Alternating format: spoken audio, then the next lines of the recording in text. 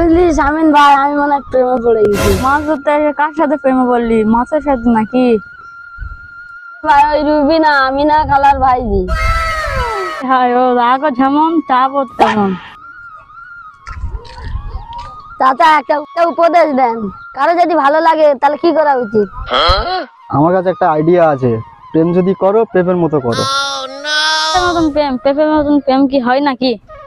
পেঁপে ছোট থাকতে শক্ত, পাকলেই মিষ্টি, তাড়াহুড়ো করলে বিষাদ, মানে তার কোনো স্বাদ নেই। তা ঠিকই বলেছো চাচা, তুমি ঠিকই বলেছো। এই না ভাই চিঠি, এটা রুবিনা দিবি। ভাই আমার কি মদনের ভয় নেই? আমি না খালা ঝাড় ডেঞ্জার মেয়ে, আমার অবস্থা খারাপ করে দেবে। আমার একটা উপকার করতে পারবি না? আচ্ছা ঠিক আছে ভাই, আমি তাহলে যাচ্ছি।